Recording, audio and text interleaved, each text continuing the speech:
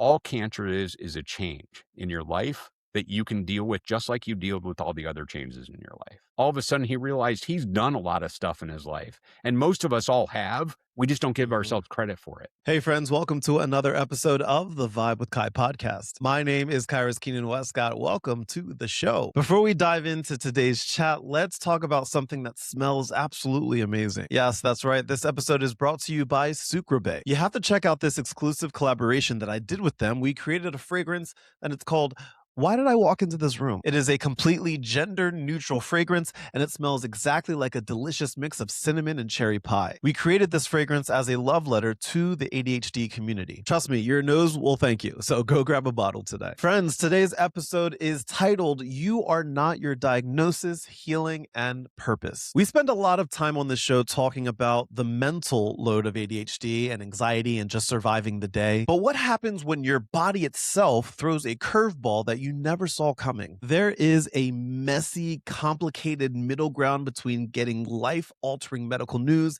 and somehow finding the strength to keep going. Today, we are tackling the toxic positivity that surrounds chronic illness, the intense mental fatigue of navigating the healthcare system, and how to stop defining yourself by your physical health. My guest today is the incredible Tim McDonald. In November of 2020, Tim was diagnosed with stage 4 colorectal cancer. Instead of letting that diagnosis become his entire identity, he turned his survivorship into a massive systemic impact as a healthcare advocate. I was blown away by his realistic, grounded approach to hope, and I know you will be too. Also, if you want even more from this conversation that I had with Tim, you need to join our subscriber community on Patreon or on Facebook. For just $5 a month, you get access to Reverse the Mic, which is an exclusive segment that I filmed with Tim, where I let our guest and any guest on my podcast put me in the hot seat and ask me the tough questions. By subscribing, you will also get full access to my ADHD deep dive video educational library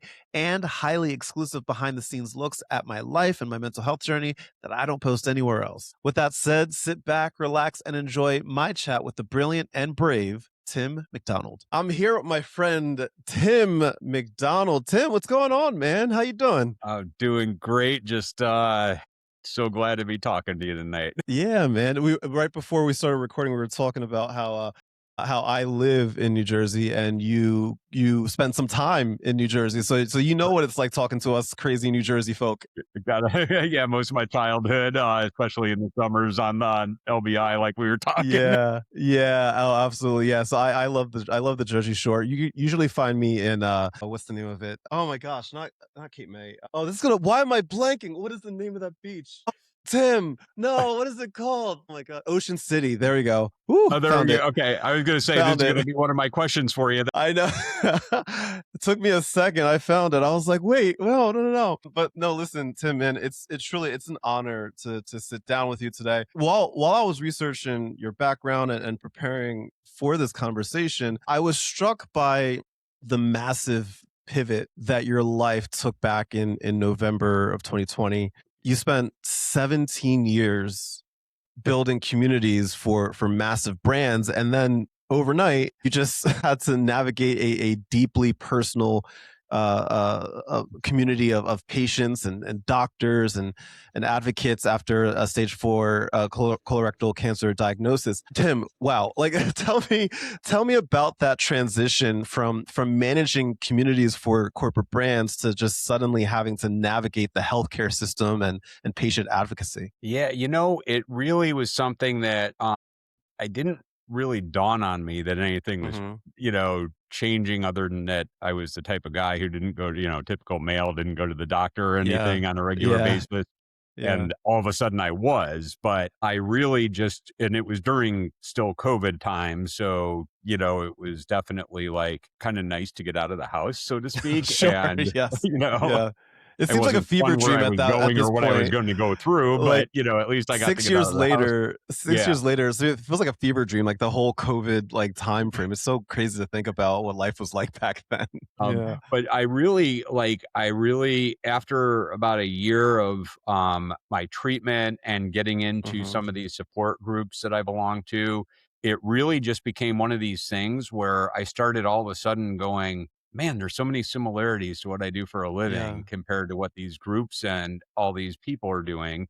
And it probably wasn't until even like just a couple years ago that I realized like advocacy is almost has so many parallels to community. Mhm. It's Mhm. really tied in very closely, because I've always said that community is about where a diverse group of people can come together over a shared purpose Yeah. and produce a shared outcome. And Mhm. advocacy, I mean, there's tons of ways people define it, but I always say it's doing something that is going to make an impact for more than just yourself, for your community and people you don't even know. And Mhm. so, you can already tell, like, from just my two definitions, they're really very closely aligned. And I was actually working for a tech startup during my last year of treatment, and I kept getting asked on all these community shows to share, like, hey, I always talk about these great communities for colorectal cancer patients. How can they replicate that? And I'm like, I don't know if you want to, Right. because Right. we're all doing it for a reason that nobody else wants to. It's mostly because we're fighting for our lives. Right. Not Right. just we want to get an answer, not because we want just to learn about something more,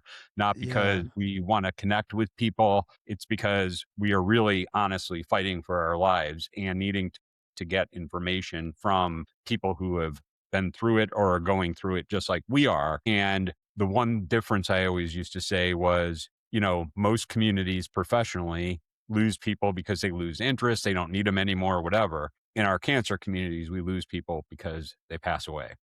Yeah. And you Yeah. don't want that.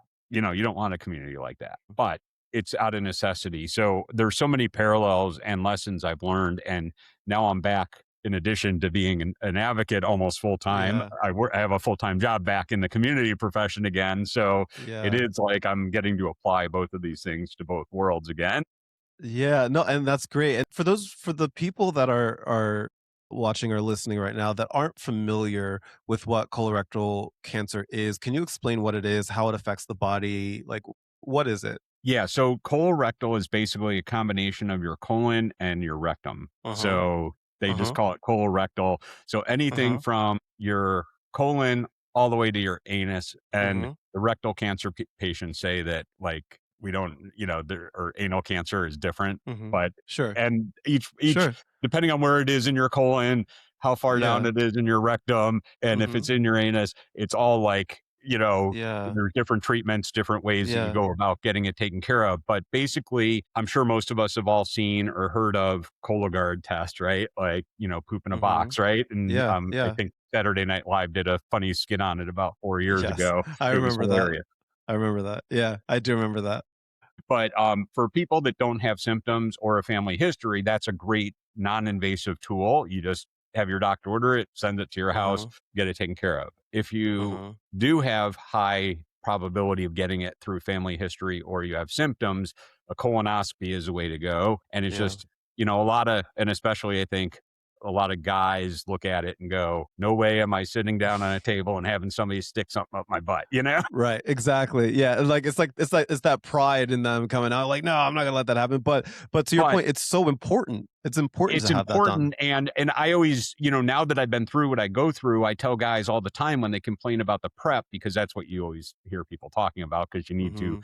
clear your system so they can Yeah. actually see when they go in with their Mhm. camera. And I'm like, they complain about it, and I'm like, well, if you don't get it checked and you do end up like me, you're going to get that feeling on the toilet every Mhm. day, because that's Right. one of the side Mhm. effects of the chemo that I was on Mhm. was diarrhea Yeah, and sure. constipation. So Yeah, take your yeah. choice. You do it once every like 3 to 5 years or 10 years, maybe, or you do it almost every day of your life for the rest of Mhm. your life. Right, So, right. Yeah. and, and the other good thing is you wake up out of that procedure and you feel like you just had the best nap of your life. I Sure. mean, I've had more energy. I'm hungrier than ever. It is like the Yeah. best feeling in the world. Yeah. Yeah. And I I'm I actually wanna due for one this year. Okay, yeah. I wanna go back to like when you first got diagnosed, here. I'm sure that it was a shock to the system, obviously physically, but also mentally. Can you Yeah. take us back? What was your immediate reaction to hearing the words "you have cancer"? What was your immediate reaction to that? I don't really have a good story here. I was just talking to my doctor like I'm talking to you right now, Yeah. and just basically like, okay, what do we need to do next? Mhm. And What he's like, after a couple minutes, he's like, "Are you sure you're okay? Do I need to call somebody to come walk you home?" And I'm like, "Why are you asking me that?" He goes, "You're not acting in a typical manner." And I'm like, Yeah. "Well, let me ask you a question." He goes, "What?" And I said, "If I act any differently, is it gonna change what you just told me?" And he goes, "No." Mm. And I'm like, "So why Mhm. should I act differently then?" Right, right. But in all candor, though, honestly, the one thing that I was worried about was going home and telling my wife what I just heard. Mm. That was the thing that I was most worried about because Right. I knew she was not gonna take it as well as I was taking it. What was that conversation like? Like, when you got home that day, Um, did you struggle to even bring it up, or did you just come right out and say it? I Like, what just was came that right out conversation? and say it Yeah. because it was literally like, I mean, this urgent care doctor who gave me my diagnosis knew that I didn't really have a primary doctor or anything, Mhm, called one of his GI doctors that he worked with mhm. in an ER and got me in, but I needed to be there by 3 o'clock that afternoon. And it was about a 40-minute drive away. Oh, wow. And so I needed to get home, get in the car, and get to his office. So there was no Mhm. time for delaying anything. It was literally gonna be like, "We need to go." So I literally walked in the door. She goes, "What happened?" And I said, "I have cancer." And she goes, "What?" And I'm like, "Okay, we can talk about it, but we need to drive." Like, "Get in the car, I'll tell you everything, just get in the car."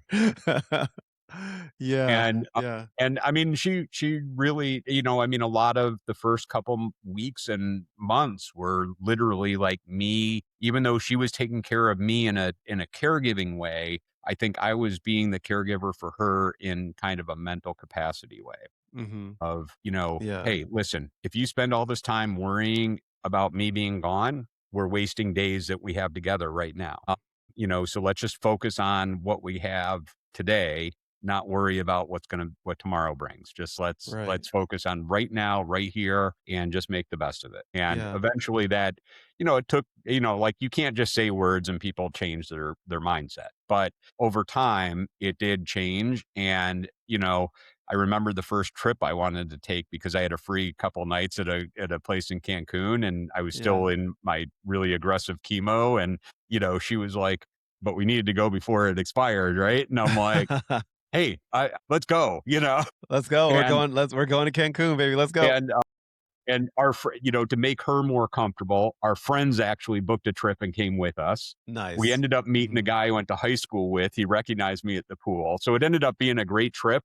And after that, we traveled as much as we could while I was in treatment. I just planned it around my treatment schedule. And I Mhm. think though, like me showing her like that I wasn't going to let this stop me was a way for her to kind of put her at ease as far as like, hey, I can still be upset myself, but I don't need to portray that on you. And we can still together live our lives that we have right now. Right. And That's that's a lot of kind of, strength. I think that's the lesson. And, that I kind of took away from it. And I think she did too.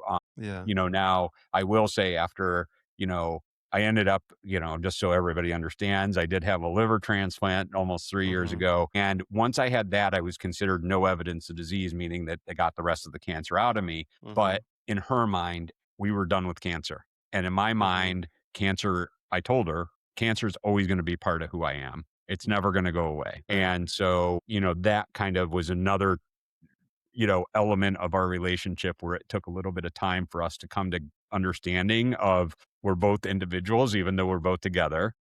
Mhm. And how can we make this work in a sense that is good? So now she is very supportive of all my travels, all my times going places. And I try and, obviously the beginning of this year has been a little bit crazy because of writing the book and then getting it published. And then, Sure. Yeah. doing like, I was just telling you too about all my trips Mhm. for colorectal cancer awareness month in Yeah. March. And I'm like, so now Yeah. I'm like home and she's like, okay, now I want some me time.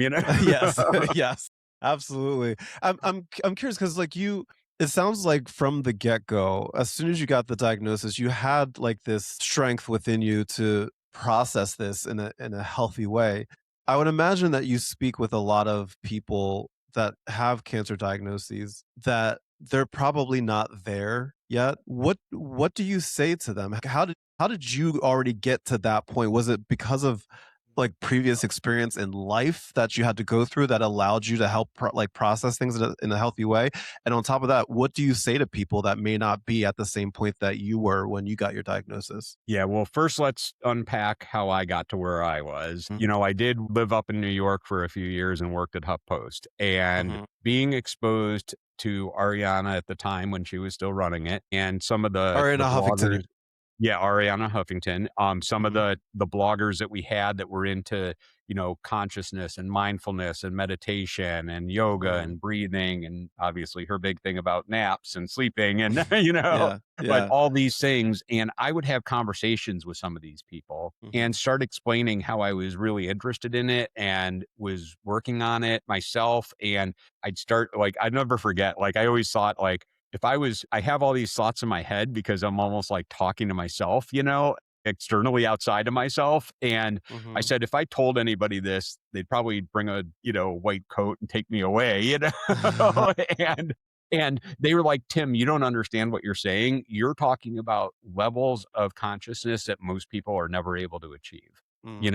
You are that advanced in what you're doing, and yet you're thinking you don't know what you're doing. And so, but I really was interested in that and then applying it to my life because I used to have a really bad temper. And I'm not saying I don't have a Okay. temper anymore, but I used to Sure, have a really bad temper. And obviously, my wife was usually the brunt of that, not physically, sure, just verbally. sure.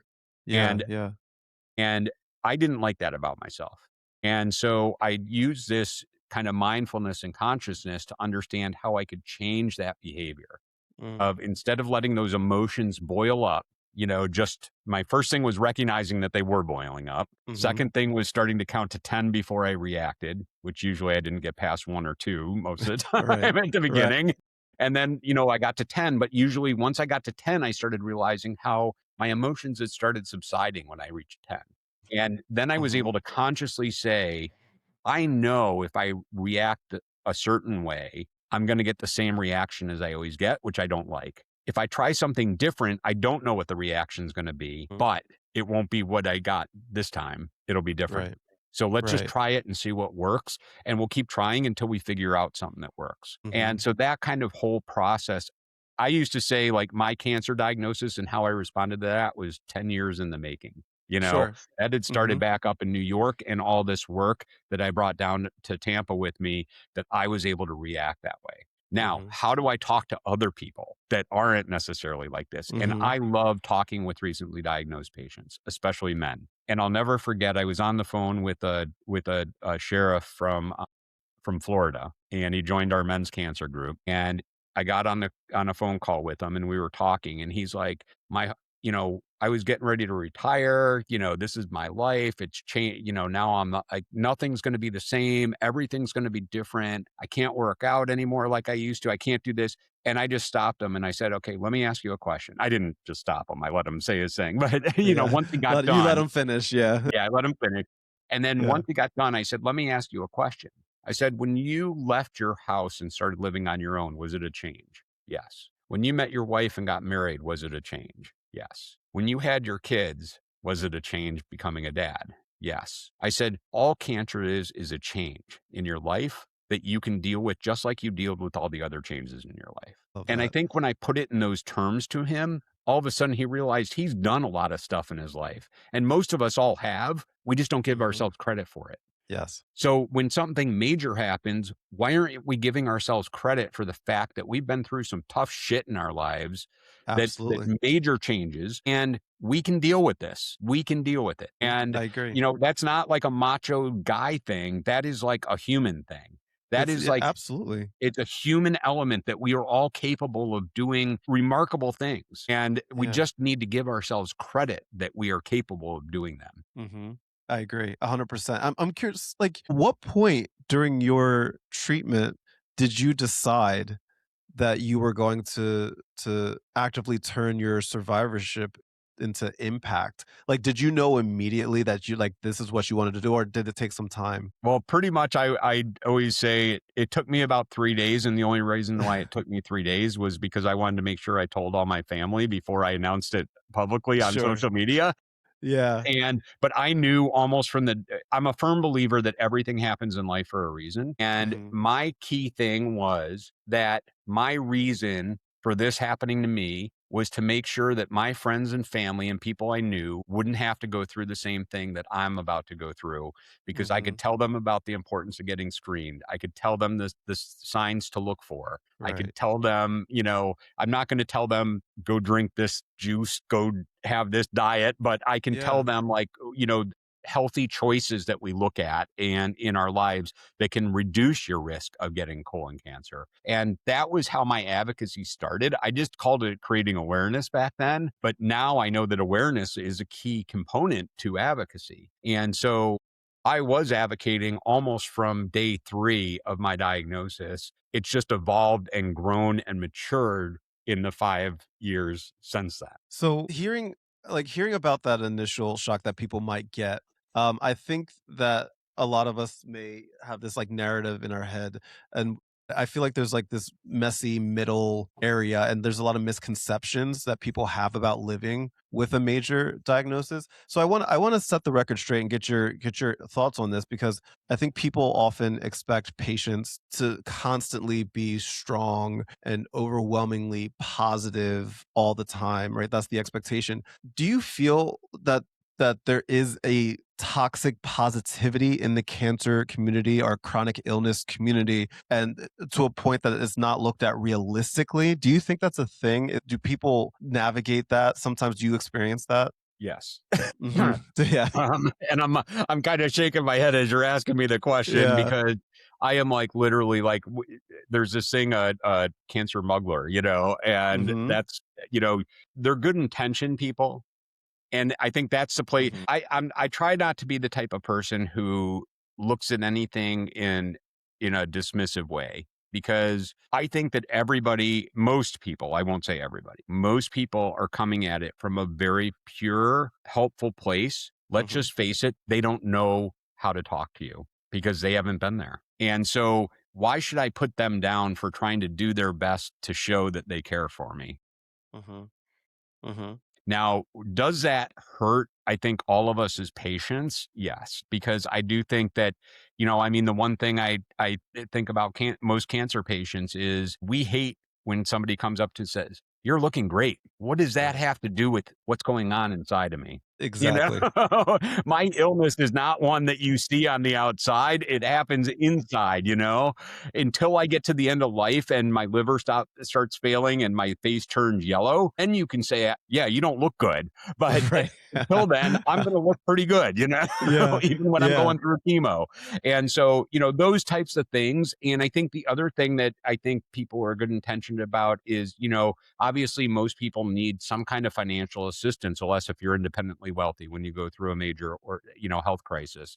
And, I had tons of people coming out of the woodwork telling me, giving me ideas for how I could raise money. And it was back, obviously 2021 was big crypto and NFT, Yes. Yes. and I got people telling me I should, do an NFT and, create those and sell them and raise money that way. And I'm like, listen, I know a little bit about it, you know, I Mhm. mean, I've had crypto for a while, but I never got into the Right. NFTs or anything. I'm like, I know a little bit about it. If you want to do it all for me, that's great. But I don't have the Right. time or energy to do any of Yes. this right now. Yeah. I'm trying to kick cancer's ass, and you want me to Yes. dedicate some of my energy towards learning about something I have Right. no interest in it and trying to make money off of it? No, thank you. But the Right. people that came to me and said, I had a photographer friend in up in Jersey, right? And he's like, Tim, I'm going to sell some of my prints and I want to donate the profits to you, to Mm. you.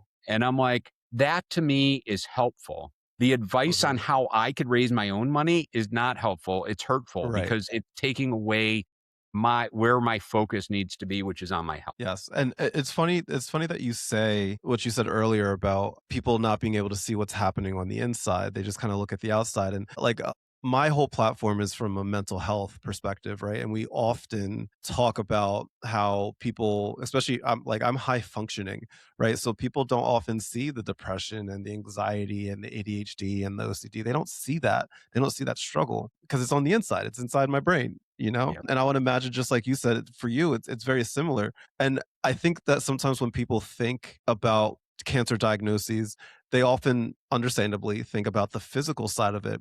But I feel like there has to be a mental toll on this, right? Like Oh, whether it's from you or from people that you've spoken with, the anxiety, the depression, the fear. I feel like that gets glossed over in society, and they just focus on the physical treatments. Can you talk about the mental health side of a cancer diagnosis? yeah. I am one of these people who I do look at a glass as half full all the Hmm. time, Sure. but I also never wanna gloss over the fact that that glass is still half empty, you know? You're a Let's realist. yeah, I'm a realist. I mean, I try and be practical about things. Hmm. So the mental aspect of having a cancer diagnosis was difficult. I think I handled it pretty well. When I got a transplant, searching because I needed to search for my own living donor. There's no list for living donors. And Oh, searching for that donor and not having too much control because of HIPAA privacy laws and sure. because of everything else. And then you hear about people who are like there and then not, or they just Yeah. fall off the face of the earth and you don't hear from them. It's like Yeah. for being somebody who likes to be in control of something and understanding and having to come to grips with letting go of all control and just accepting it was going to happen when it's meant to happen is a very emotionally taxing Oh, journey. sure. And that was 14 months for me. So Yeah. that was difficult. But then I got the liver transplant. I have somebody else's organ in my body now. Plus I have in cancer what we called survivor's guilt. So I'm still active Mm, in these groups and yeah. I'm sitting there talking to people who are actively going through treatment and I'm not having to go through active treatment anymore. Right. I have a second chance at life. I should be doing something different with it. I mean, I'm sharing with you things that are going on up here in my head all the Hmm. time, right? Yeah. And I had to talk to a therapist, for like 6, 8 months. I'm sure. I Yeah. talked to many other guys who were in my men's cancer group. I've talked to other transplant patients. I've talked to my transplant team. My question today is, especially after a transplant, or if you go for a transplant, why isn't mental health part of the process of getting you healed, getting you cured? Make that part of your treatment. Because I can't imagine a single person, no matter how mentally strong you are, going through the cancer and then a liver transplant and Right. not having mental issues afterwards. So don't wait for us to cry for help or maybe be too late to ask for help. Make it part of our treatment all along. Hmm. Hmm. That's one thing that I'm passionate about. But I Yeah. do think that it's also like one of these things about the longer I'm in advocacy, the more people I come in contact with, the more people I lose. Yeah. And, I was just in DC and I was talking to this one young lady. She's in her 20s. She was diagnosed when she was, I think, 16. She's no evidence of disease now. She's advocating. She's getting married later this year. And she's lost a couple of her really good friends that she made that were about her age. And I could just see the weight on her shoulders. And I was sitting with her at night. I said, listen, I said, I feel exactly the way you feel. I felt that way for a year. I said, but what I've learned to do, and I know this is going to sound easier said than done, but I've learned to take the weight of them off of my shoulders and use it to brighten my torch that I carry out in front of me in my Mm, advocacy. Because that's where they'd want me. They want me to keep advocating. They want me to be out there making an impact. And if my torch is brighter, I can see the direction clearer. I can go further and I can make a greater impact. But that's only because I am putting their weight out in front of me instead of on my shoulders. yeah. And I did talk to her and I think it helped. This was just like a month ago, so I don't know for sure if it did, but that's how I've kind of looked at the mental aspect of this journey. And Right. I'm not saying it's easy. I mean, and my wife says I've become numb to death. And I'm like, I'm not that Mm, I'm numb to it. I still feel it very much. But yeah. I'm also like one of these people who I think really has a healthy relationship with death now. Well, I because know you how to faced it. I mean, you were there. You probably felt as though you were right there, right? I mean, I never admitted this to my wife, but, there's not a big part of me that felt like I would sit and be here talking to you right now, Mhm. 5 years later, you know? Mhm. My goal was just to live for 5 years, not to be no evidence of disease at 5 Right. years, you know? Right. Right. Right. Hearing the way that you talk about everything just now, the word that pops up to me is self-worth, right? And I'm curious, how do you separate self-worth from your physical health when your body is just biologically unable to cooperate the way that you want it to? Is it possible to separate it? I don't think I want to, right? I Yeah, I think yeah. I wanna keep them in tune with each other, Mhm. and I always say that if cancer taught me anything, it's how to listen to my body, you know? I know Mhm. when I need to slow down. I Mhm. know when I need to take a nap now. I make Mhm. no bones about it, you know? I'm Yes. tired and I need to lay down, I'm going to take a nap, you know? Yes, yes. Whatever needed to get done can wait, like, I'm gonna Yep. yeah, I feel you. I mean, and nothing is that important. I mean, you know, the things that are that important are usually made up by man, and if Yeah. man made it up, we can change it, you know? Yes, absolutely, absolutely. Do you often find that people make their medical diagnosis their entire identity? Because we see that on the mental health side quite often. I'm curious, do you see that, and is it dangerous to let a medical diagnosis become your entire identity? I think it can be a little dangerous if you let it Mhm, become your whole identity because humans are very complex people, you know? mhm. I mean, we are, you know, and if we become too much of one thing, we lose who we are. Absolutely. I mean, I like to say that my cancer is always going to be a part of me. It's not Right, who I am. right. It doesn't define me. Right. And so it's just like another chapter in my book, right? It's like Mhm. it's if I've looked at my life across the, you know, almost six decades that I've been around, and cancer was just a chapter in that book, just like so many other chapters in that book. Yeah. But you know who's still sitting right here? Tim. Tim That's McDonald, me. baby. It's Still right here. here. It's Still still here. me. And all these life experiences just help me. I like to say this about, you know, just in general too, I don't believe in failure, I believe in falling. And the Okay, only I love time this.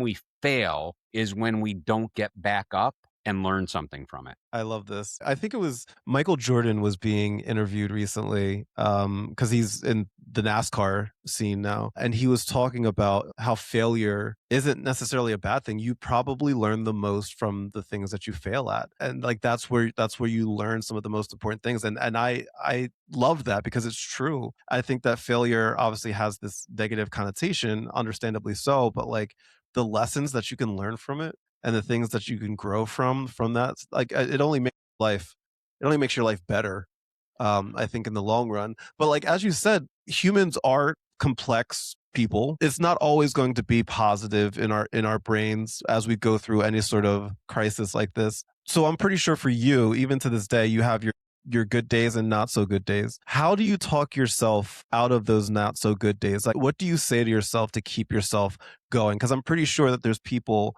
that may be listening right now, whether it's a physical ailment or a mental health diagnosis, whatever it may be, that it's hard for them to keep going, to keep pushing, to see the hope. What did you say to yourself when you had a day that wasn't so great? You know, and I mean, there's a couple things that I said to myself, but you know, one is a saying that I got from my men's cancer group, which, you know, man up to cancer. But and we have a saying in there that's just called BDP, make it your best day possible. And every day is going to be different. And it's not about comparing yourself to yesterday or tomorrow, Mm. but today, how you feel, how can you make today the best day possible? Right. And that helped me so much as I started like questioning myself about like maybe I wish I could do this, or wouldn't it be nice to be able to do this? And it's like, Mhm. why do I feel so bad? Or maybe this isn't working. You know, why are you thinking those things? Just make it your best day possible. But I Right. think the other thing that really got me too was, you know, I kind of have this litmus test now, you know? And if I start thinking about things and worrying about something for too long, I ask myself, am I going to be thinking about this later today? Am Mhm. I going to be thinking about this tomorrow? Am I going to be thinking about this next week? Am I going to be thinking about this next year? And most of the time, if I can honestly answer, I'm not going to be thinking about it later that same day. So why am I Mhm. putting so much thought and energy and stress into this one little thought that I have in my head when it's so finite in my overall life and it's taking away from the limited time that I have here on this planet. Yeah. Yeah. And that usually gets it out of my head like that. Instantly. Instantly. Tim, I want to play a little game with you. It's called This or That. Okay. And what I'm going to do is I'm going to give you two options and you just tell me, don't overthink it, nothing. You just give me whatever your thought is on those two options. And there's going to be five of them. Are you ready? Okay. I'm ready. All right, here we go. First one, a quiet morning with a cup of tea or a loud, energetic morning routine. Quiet morning. Yeah, I'm the same way.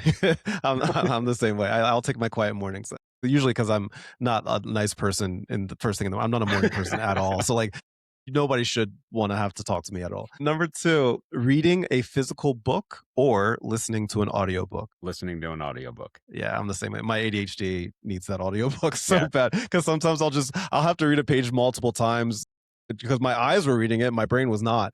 Right.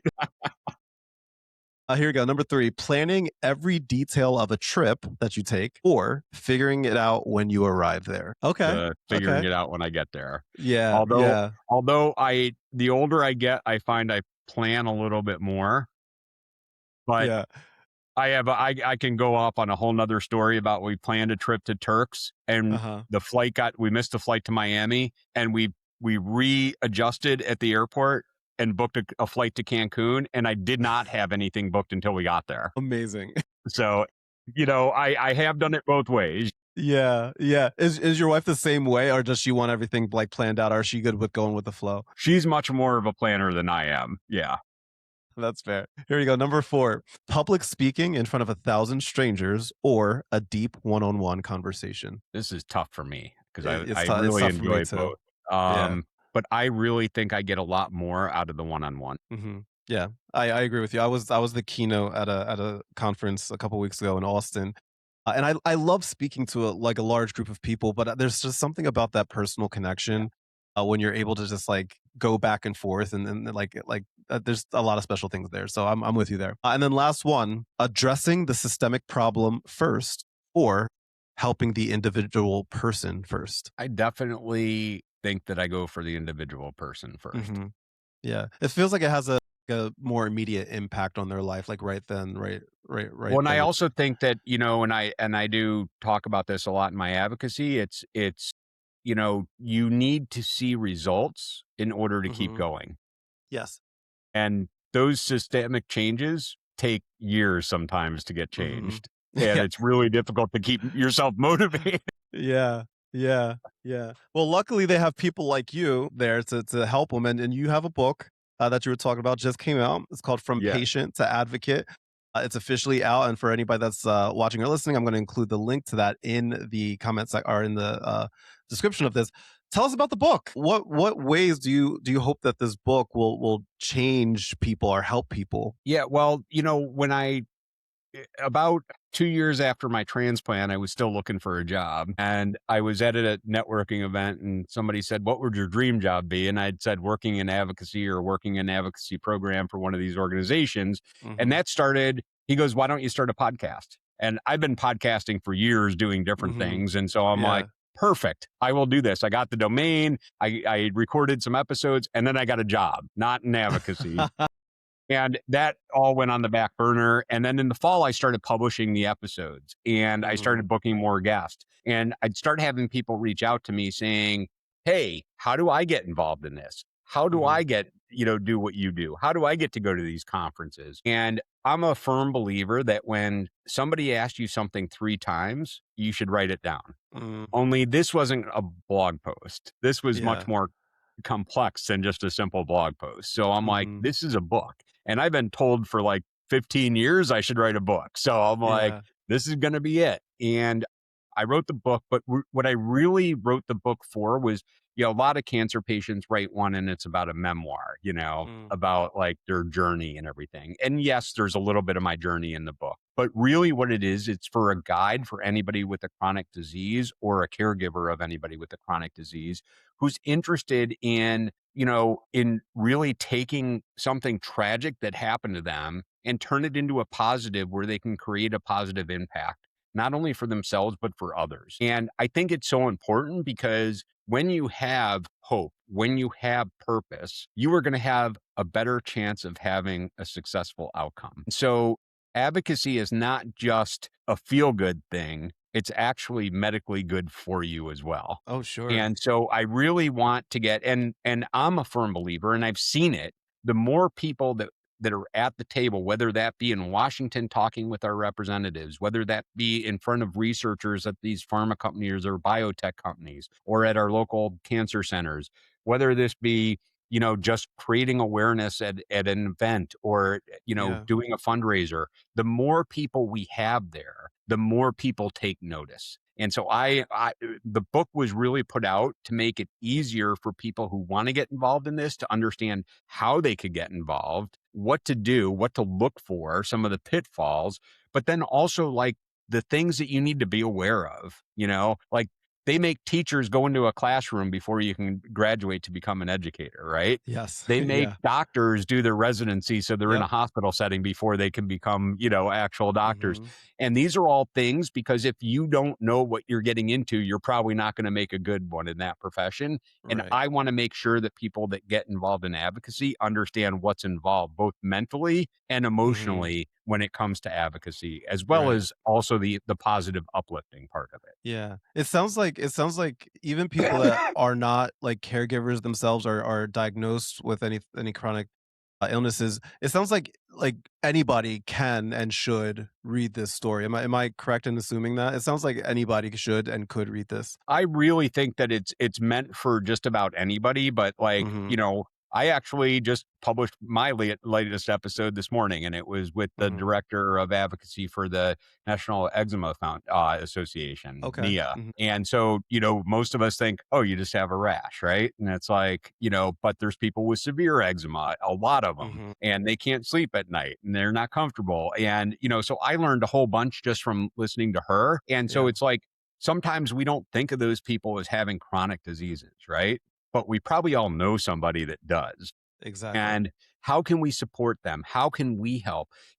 Hey, are you passionate about what's happening in your local politics? Do you want to get involved? There's information in here that will show you how you get Mhm. involved in calling on your legislators. If you want to get involved because you don't like the side effects from the medication that one of your relatives is having to take, learn how to become a research advocate, get on some of these research panels and give a patient perspective, a caregiver perspective. You don't have to Mhm. be the person in the house to be the caregiver. You can be a Right. friend of somebody and be a caregiver. So Right. there's, I mean, I think there's something to learn for everybody, but I really think everybody who wants to make an impact greater than themselves. I love that. Tim, I very much appreciate you for hanging out with me today. I have two more questions for you before I let you go. Number one, what is you spent we spent a lot of time today talking about the advocacy, like people, can step in and help and do something. What is one thing that somebody can do as soon as this episode is done, as soon as they're done listening, that can help improve the advocacy side of things for chronic illnesses? I always like to make advocacy what you need to have something that you care about to make it change, right? Mm, So let's take away the healthcare aspect of it because mhm. not everybody might be facing a healthcare aspect of it. Right. But if you want to feel like you're making a difference, because I don't think most people do this, pick up the phone and call your local representatives and tell them how you feel about it. Now advocacy is not about like, hey, I'm Republican or Democrat. It's not Right. nothing about that. Mhm. It is Mhm. about, hey, I just want to let you know that I care about this topic and Mhm. here's why. Here's why it Yes. means a lot to me. Start there. Mhm. No Yeah. pressure. You're not asking them for anything in particular. Just say, I want you to know this is I'm your constituent. I live in Mhm. your area that Right. votes for this particular representative or this senator. I feel passionate about this and I want you to know. I love that. It's true what you said. Like, there's this. It's not a Democrat or Republican thing. Cancer doesn't discriminate. Nope. Mental health doesn't discriminate.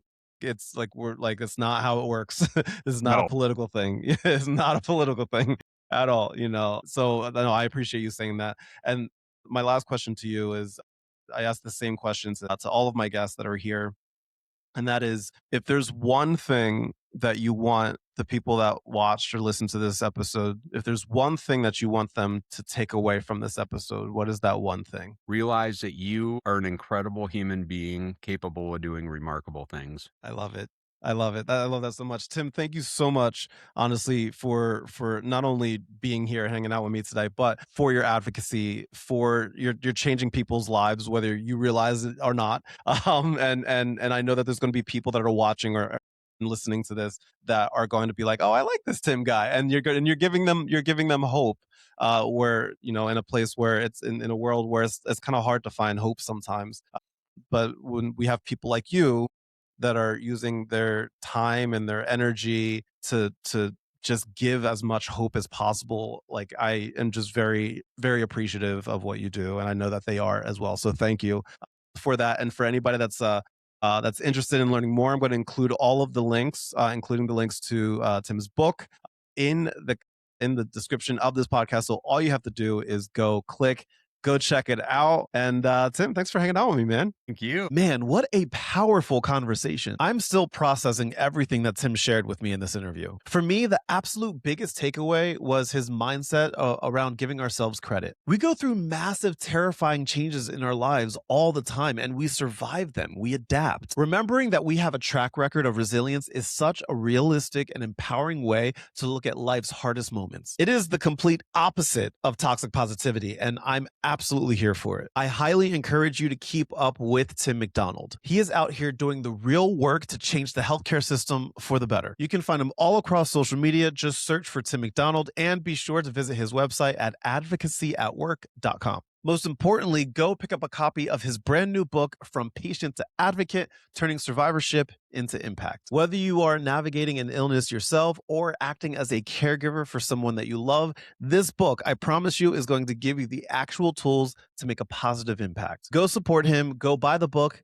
Tell him Kai sent you. A quick reminder to support our amazing sponsor, Sucreabeille. If you want to smell fantastic while you conquer the day, my friends, pick up our collab fragrance. It's called Why Did I Walk Into This Room? It is gender neutral, it's incredibly inviting, and it smells like a warm mix of cinnamon and cherry pie. It is a love letter to the ADHD community, and I promise you, you're gonna love it. Before you go, my friends, I have a massive stack of quick favors to ask you. First, please leave a review of this episode on whatever platform that you're listening on right now. It helps the show grow more than you could ever possibly know. Also, take a second to share this episode with someone in your life who might really need to hear what we talked about today. Also, make sure you're following me on all of your favorite social media platforms at The Vibe with Kai. And for more mental health resources, head on over to my website, thevibewithkai.com. Also, remember to subscribe on Facebook or Patreon for just $5 a month, and you'll get access to my ADHD deep dive video library, my exclusive reverse the mic segment that I did with Tim and all of my other podcast guests, and behind the scenes looks at my mental health and my life that I don't post anywhere else on the internet. And finally, be sure to visit the ADHD Vibers store to check out my ADHD focused guidebooks and audiobooks. Once again, thank you so much for watching and for listening. As always, my friends, much love, good vibes. I'll catch you next time. Bye.